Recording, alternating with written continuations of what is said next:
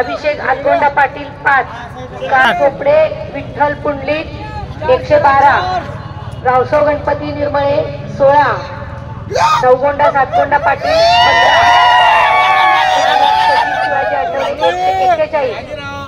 1,45,45 मतांची मोजणी झालेली आहे। यामध्ये उमेदवार निहाय पडलेली मते अमर राजाराम शिंदे,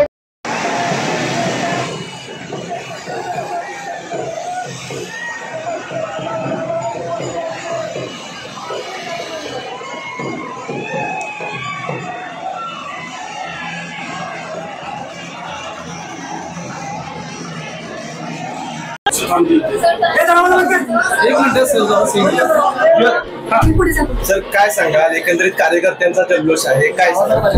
महाराष्ट्रामध्ये अपेक्षित असणारा महायुतीचा विजय आता निश्चित झालेला आहे। 225हून अधिक जागा महायुतीला मिळताना दिसत आहेत आणि कोल्हापूर जिल्ह्यामध्ये मी नेहमी सांगत आलो होतो, गेले 2 महिने मी सांगत होतो एक अभूतपूर्व परिस्थिती निर्माण झालेली आहे आणि 10-0 असा स्कोर होईल। महायुतीला 10 जागा, महाविकास आघाडीला 0 जागा, तशीच परिस्थिती आज कोल्हापूर जिल्ह्यामध्ये सुद्धा पाहायला मिळते। दक्षिण मतदारसंघामध्ये अमल माडिक यांनी आपण पाहिलं असेल गेल्या महिन्याभरामध्ये प्रचारामध्ये विरोधकांनी प्रचाराची पातळी घसरून टीका केल्या, अनेक प्रकारे वेगवेगळे त्यांनी अफवा पसरवण्याचा प्रयत्न केला, वेगवेगळे नरेटिव्ह सेट करण्याचा प्रयत्न केला. पण या सगळ्याला कोल्हापूरच्या जनतेनं, दक्षिणच्या जनतेनं विशेषतः भीक न घालता अमोल माडिकांना प्रचंड मताधिक्यानं निवडून दिलेला आहे. मी कोल्हापूरकरांचा आणि महाराष्ट्रातल्या सर्व जनतेचं मनपूर्वक आभार व्यक्त करतो. दक्षिण आणि उत्तर हाय व्होल्टेज होतं, बघायला गेलं तर आज विजयाकडे वाटचाल सुरू आहे. दक्षिण आणि उत्तरकडे संबंध महाराष्ट्राचं लक्ष होतं, कारण या हाय व्होल्टेज लढती होत्या. दक्षिण मतदारसंघामध्ये विशेषतः आपण पाहिलं तर नेहमी पाहत आलेला आहे, सतेज पाटील आणि त्यांचे बंधू संजय पाटील हे आपल्या काळ्या उद्योगातून मिळवलेले जे पैसे आहेत, भ्रष्टाचारातून मिळवलेले पैसे आहेत, डोनेशनच्या माध्यमातून मिळवलेले पैसे आहेत, हे सत्तेत खर्च करतात, त्यातून सत्ता मिळवतात आणि त्या सत्तेतून पैसे मिळवून पुन्हा त्याच्यातून राजकारण करतात.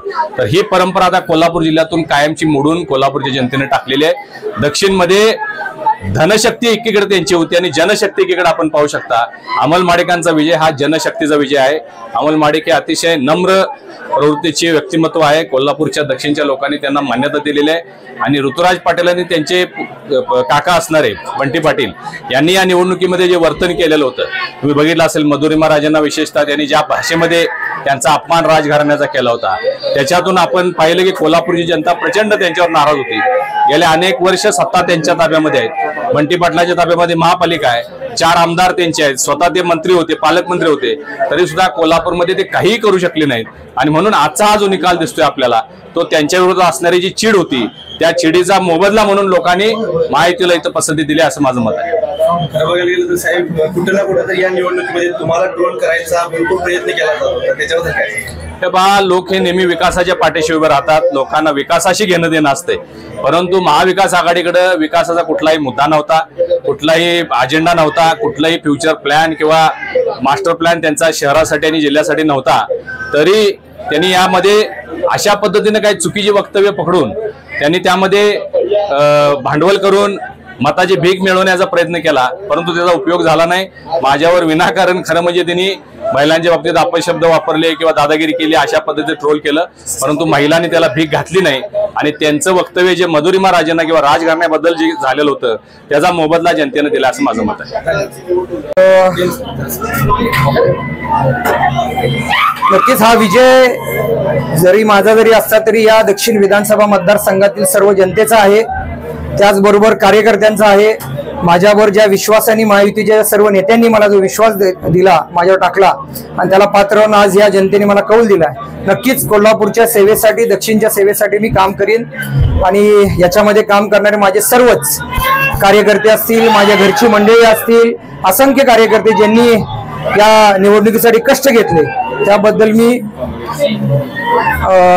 सगळ्यात महत्वाचं म्हणजे महायुतीचे जे सर्व घटक पक्ष आहेत यांच्यातल्या राष्ट्रवादी काँग्रेस, अजितदादाचा गट असेल, शिंदे सेनेचे असतील, इतर आरपीआयचे असतील, ह्या सगळ्यांनीच जी मदत केली त्याबद्दल मी त्यांचेही धन्यवाद मानतो.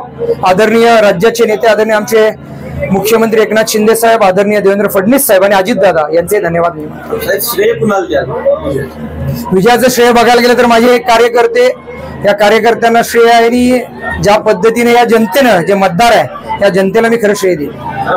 पोलवरती दाखवत होते की कुठेतरी विरोधी उमेदवार जे आहेत ते निवडून येतील, मात्र निकाल जर का बघितला तर तो वेगळा. नक्कीच कोल्हापूरच्या जनतेच्या मनामध्येच महायुतीचे उमेदवार निवडून देण्याचं होतं, त्यातनंच मलाही त्यांनी संधी दिलेली आहे. जो दक्षिणचा न झालेला विकास या मुद्द्यावरतीच या जनतेने मला कौल दिली आणि साथ दिलेली आहे.